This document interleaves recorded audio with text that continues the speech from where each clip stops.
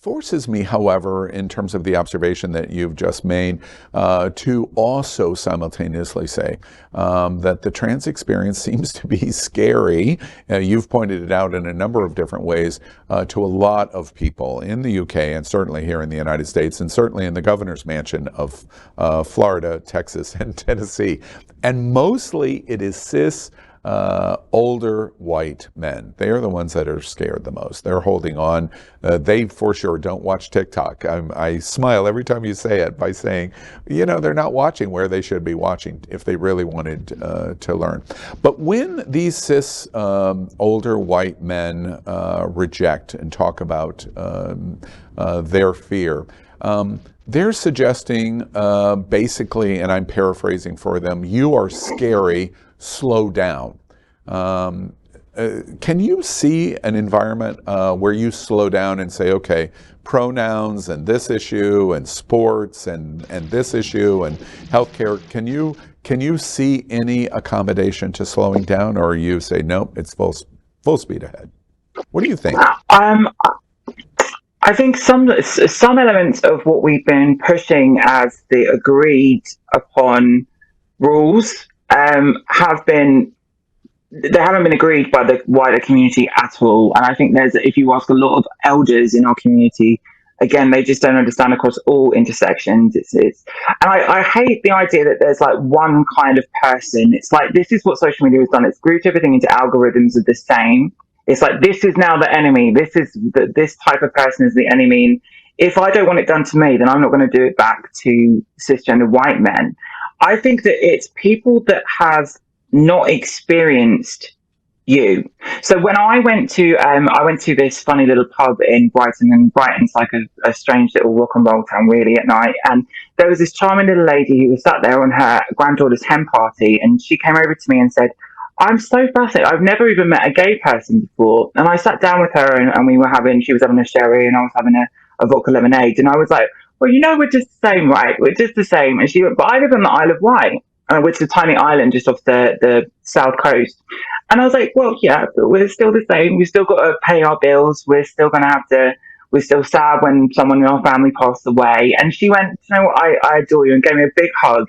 And I think that is the magic of connecting with people one-on-one and just sharing that you aren't this thing. Because if you're speaking to that lady who's never experienced you in person, and you're telling her that there are predatory people going into her spaces or into rape shelters or God knows what, or forcing children to go through medical procedures unnecessarily, if you tell that person that's never experienced me that, they could believe it. Yeah. So it's that. And I just think that there needs to be more humanization. More human empathy, heard loud and clear.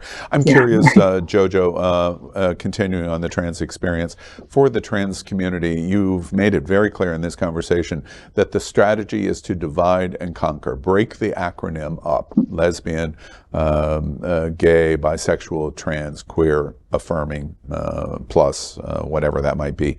I'm curious for the T in our acronym. Are the L and the G and the B and the Q doing as good a job as we should be doing? And if not, what should we be doing for the T?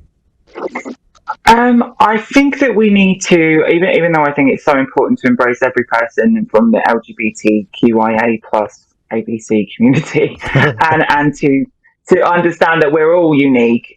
I want less focus on the LGBT and the more focus on who we are as people and what our values are shared amongst ourselves. I want compassion. I want compassion for different people. I think that there's not enough representation for lesbians. There's not any, trans men are not even in this discussion. They're not even in this boogeyman discussion that's going on in our politics at all. And this is really, it's a misogynistic thing, really, isn't it? It's this ideology that people have that trans men are actually women and they're no longer a threat. So it's all this evil, antiquated patriarchal stuff that just needs to be disassembled. But if we stop focusing on what we're branded as and start working on what we all believe in and share values as, I think we'll get more done. And truly. So far, up to our conversation, the women in the community, the gay men in the community, are we standing up in the way that you would like us to see, to stand up for T, for our trans siblings? I think so, but there is, again, in the UK, there is this organisation called LGBT Alliance, which excludes the T, and it's a lot of LGBT people, and it looks like it's a lot of LGBT people, but actually when you looked at the census of who was in that organisation, a lot of people weren't even LGBT at all.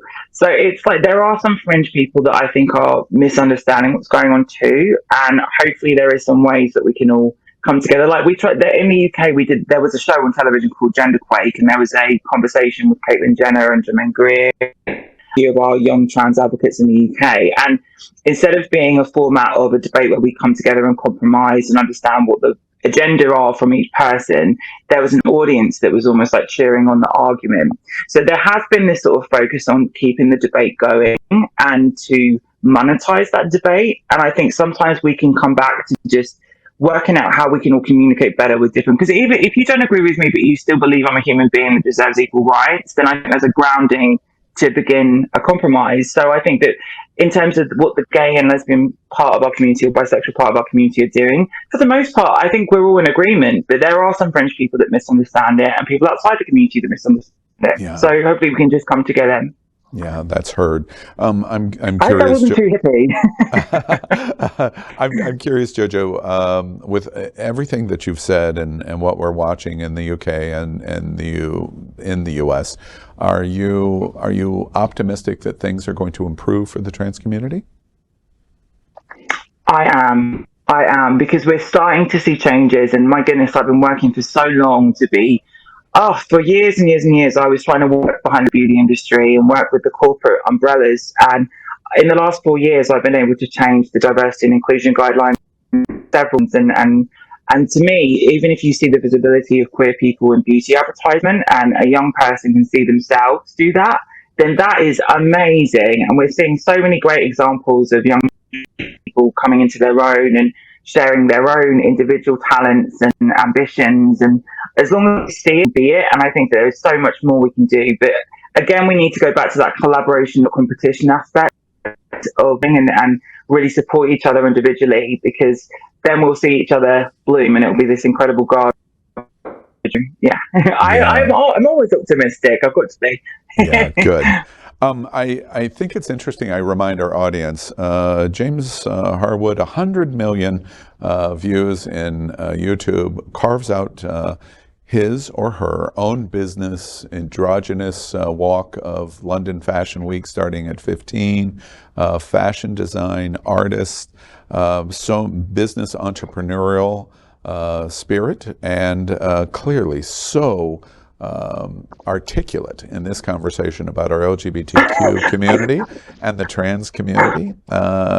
It's a representation that trans and LGBT is everything. We're not any one thing, which you've said over and over again. I want to finish up by saying you've had mammoth successes. I just outlined here. Mammoth success as a leader in the trans community. To all of those people in your specific community, the trans and non-binary community watching you right now, that are living in absolute fear, they haven't been able to yet accomplish what you've talked about in this interview, what would you want to say to them, those that are sitting in the dark corners of their little towns all over America? Well, I come from a little town called Milo, and I delved into books and video games when I was feeling at my lowest and loneliest. And what I found solace in was turning all of those mad and sad ideas that I had into art. And all of the things that I've done in the last few years has almost kind of been a regurgitation of those early things. It's almost like transmuting a negative experience into a positive one. And my God, like if I could ever have imagined as a kid that couldn't even afford to buy a foundation, like to use samples from a department store, and now I have a MAC collection with all pictures from the last 15 years of me involved in it. It's like, my God, this is just bonkers to me. So if so, you guys can do it. We just have to come together as a community and really be there for each other more. So always make the best way. Yeah, absolutely. Well said.